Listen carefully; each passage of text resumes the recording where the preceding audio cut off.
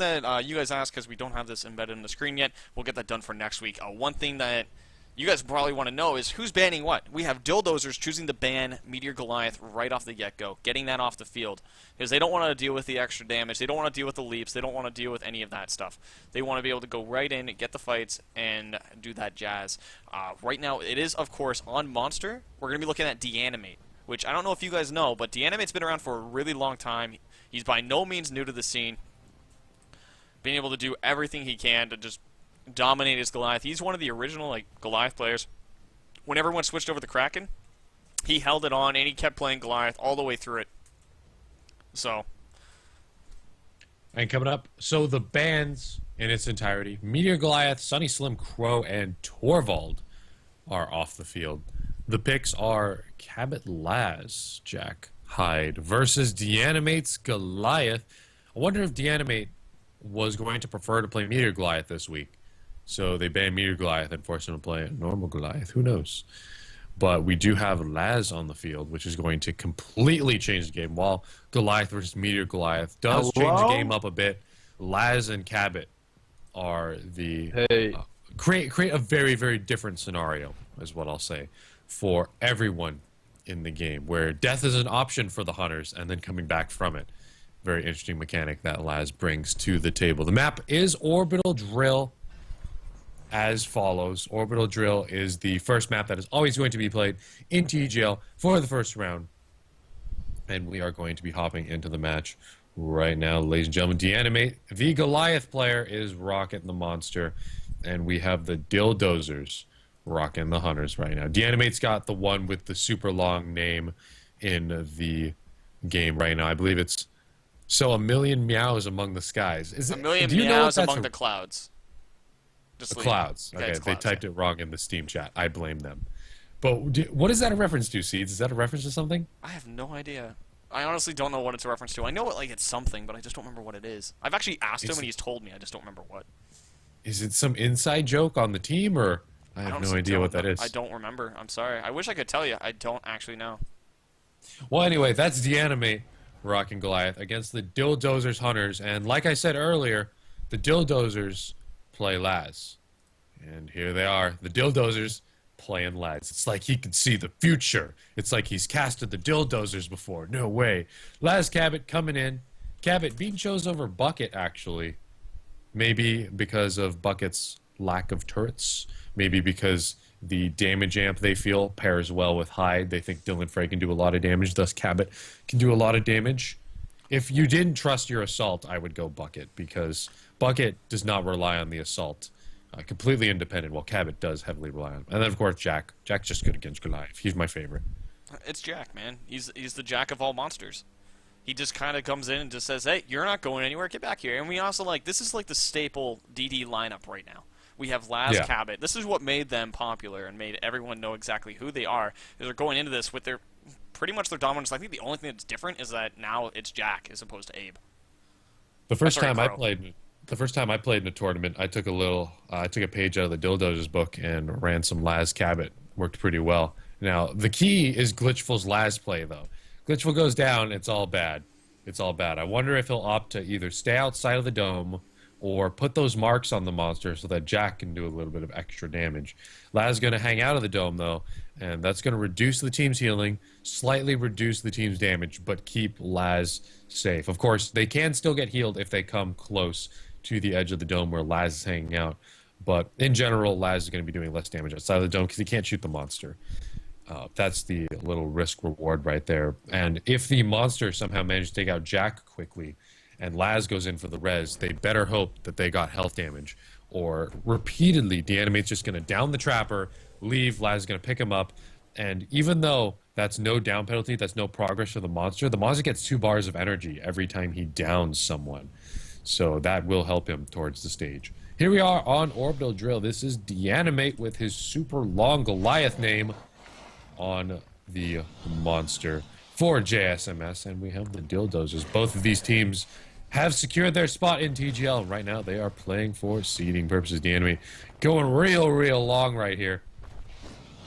Yeah, and he's going on like a route that he's very well piece. known for. Is he goes right through this river, straight to these mammoth birds, and then he'll cut either up, but he usually goes towards the left here and goes down this way after he gets a little bit more meat here, because he'll cut, get the food, show that he's on this route, which hopefully the hunters will come this way, and go through this little alley here that you can see with my cursor, and then he hooks down this way. Assault right now actually choosing to go up and through the Serial Raceway, as we are actually going to look at the hunter perks right now. We see movement speed on both the monster and the assault and the medic.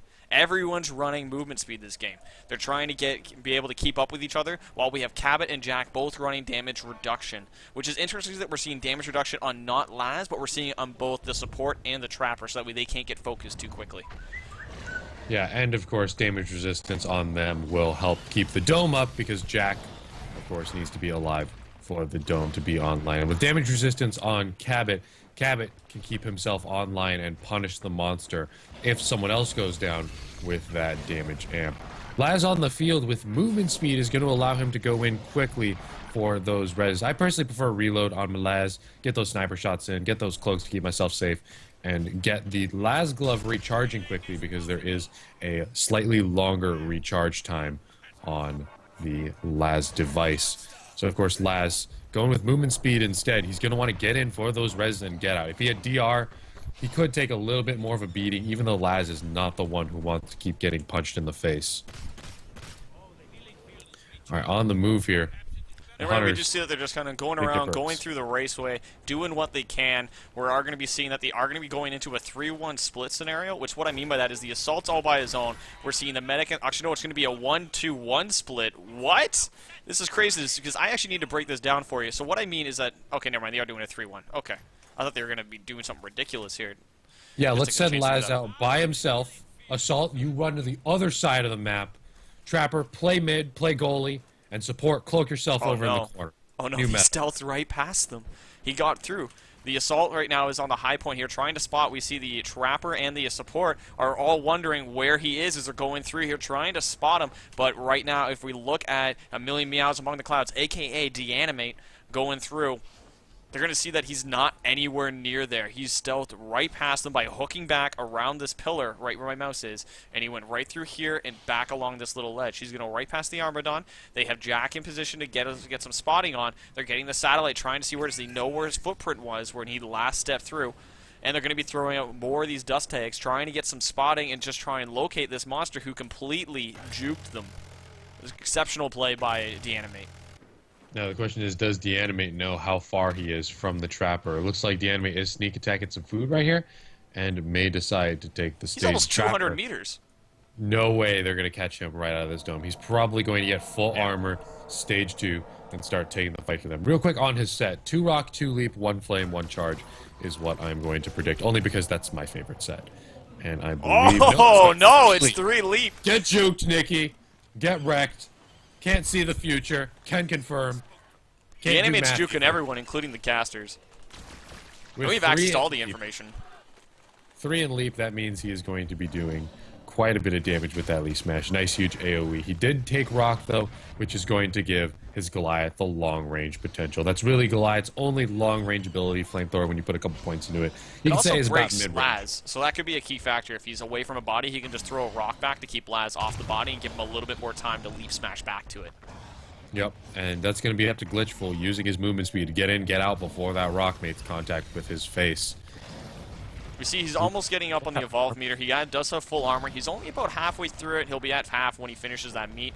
He's got 1 more meat, sorry, just a little bit short, but he's going to be able to get this evolve meter built and good to go. Puggums, however, is in a great position. They do have him dust tagged, so they know where he is, and he's going to be trying to get this dome before he gets full evolve meter, because if the monster is full evolve meter and he's full armor, you might as well wait for the evolve at that point. On the move, looks like they might close in and get eyes on Deanimate. Birds have been alerted. They do know he's back there, and they're probably going to get line of sight on him in just a moment. Where they decide to dome is going to be crucial. They don't want to throw any loops in this area. You can't get loops on the pillars, around the building, a lot of elevation, and of course you don't want to get trapped in the pit that Dylan Frey is standing right next to as well. And this is another loopy area right here that you might have to be careful where Puggums throws that dome. Of course, Puggums is probably going to be able to pull it off. He's a competent trapper. I've seen him play tons, dozens maybe, of Go Force, he's going to be able to throw a dome where his team can do the damage if needed. Now, they are running Laz Cabot, so it might just be worth tossing it, going all in, and then allowing Glitchful to get the res. The thing is, they have to deter the monster off of guarding the body by using Cabot and Hide. Oh, and that leap actually got blocked by the rock, so he's not going to be able to use that for traversal, so it's going to slow him down, but it doesn't quite slow him down enough. So that's going to make sure that he's going to be able to get a distance, but not as much as he wanted. The Trapper right now, in this case, Puggums, is actually currently looking at 150 meters, not able to get a dome. The closest he was at was 60. He needs to be within 55 in order to be able to get that dome, because the radius of the dome. He needs to be able to make sure that he's able to get it. It does still like pretty much drop instantaneously. However, there is a slight chance that the monster can dodge through that wall when he's within that 55, 54 range. You're kind of pushing your luck. At this point in time, we have Deanimate, though, doing what he can, just triggering clouds, looking to fight at this point. He does have full evolve meter, full armor, so he's okay to fight, but he wants to split them up, which is why we're seeing him go into this corner, because he wants to be able to have not only a loop, but something to break line of sight and to mitigate and control the Hunter team into a position of his choosing. So when we look at Puggums right now, Puggums is just trying to do everything he can to get down to Deanimate, but it's not quite enough, as he's still actually only at about 90 meters, as Deanimate's just traversing the map with that movement speed, getting some good value out of his perk choice. And they are really, really running the timer down right here. We have not had a confrontation yet in this game, and of course, timer runs out, monster loses. They are just kiting him around the map. They're going to have to fight eventually. I'm not sure how much longer they're going to keep this up. 7 minutes is quite a while to go without any engagements whatsoever, so I'm not sure how much longer they're just going to play this ring around the orbital drill game right here. Yeah, and Deanimate actually choosing to evolve in the caves. Stage. This is a great position for Deanimate to be in. He's full health. He's got 20% of his stage 3 armor, which is a solid amount still. And he is going to finish Rock. He's going to get his he's going to get an extra point in Fire Breath, which gives him a 3 Rock, 3 Leap, 2 Fire Breath, and 1 Charge. The Fire Breath is going to be used for detecting cloaks, because it is going to be a Cabot Laz, so Laz is going to be very dependent on those cloaks in order to keep himself alive. If they are able to, you know, go in and get those reses with the cloak, that Flame Breath is going to give him the ability to detect it and spot it if it's happening. So if he times his Flame Breaths properly, he'll be able to spot Laz before he's able to get that Resurrection. However, we do see Cabot, however, is actually starting to get the damage being put into it. Cody and Cannibal going to be going in, as he does change his name there. But yeah, so we are looking at Glitchful right now on the low ground, just getting a little bit of poke damage. We are looking at Dylan Fry, just kind of hopping around, getting kind of keep some positioning, and that way they know exactly where the monster is. But unfortunately, it does look like they're going to be retreating back to the relay to set up for the Stage 3 fight. Yep, looks like it is going to be all on Stage 3 right here. Now, the Dildos is a strong Hunter squad. I would still be scared of him at this point, but Deanimate, full health, full armor, Stage 3, full ability set, he's not in a bad position either. So this could go either way. It's all up to Glitchful's Laz revives. If he pulls out some clutch reses, they can take it home. Now, the thing is, if he goes down quickly, then that's going to be the Hunter team. So it's up to the Assault and Support to kill the monster before Laz goes down. Rock going in from long range actually does land on the pipes where some Hunters were hanging out near. So that wasn't too bad of a throw, even though it didn't connect. Dylan Frey getting the aggro first. He's going to pop that personal if he can't dodge the Rock. Rock is dodged, though. Flames going out, burning down these Hunters, and that personal shield is up and online. The dome should be thrown any moment now. The armor is torn off, and usually the dome is thrown by now. But it looks like Deanimate is staying in the fight. Dylan Frey focused down, eats the Rock, stuck with his back against the wall, and is really being punished down right now. The damage amp is really only helping Jack and Laz. Yeah, I mean, right now, Gypsy is doing what he can to get that damage amp on, doing the shots, keeping him off that body, making sure he can't eat it. And we have right now Puggums on the low ground using that pistol, and he's just camping that body super hard. We look at Glitchful, who's on the high ground right now. While the monster's getting poked at by Gypsy Danger, Deanimates is trying to find the Laz, but it's not quite enough. As he does go through, does actually get the stealth pass, which means Laz is on the run. Looking at a very hurt Laz, going in for the revive now. He's going to get burned, though. Has only a sliver of health. Does he make it? Is he just needs the punch? Here comes the Laz. Doesn't quite get it, and he gets knocked down, which means that Laz is on the ground, and Deanimate's going in for the burn. Melting everyone. 1 HP. Almost got it right there. Split second left, and now it is time for a tactical retreat. They got 4 bars of health in exchange for a down penalty on the Assault and a down penalty on the Medic. Great idea by Deanimate right there. Focusing down the Assault first, the hardest person to kill on the team, I would say, with that personal shield. Well, he did get the personal shield early. So that means that he's able to go in and mitigate. We're going to have to see if he's able to break it off, because Gypsy's looking for the long shot. Going to be looking to get it with that... with the cannon, just trying to shoot in and break it apart. Is he able to stop it, though? Not quite enough, just barely missing, and he's not quite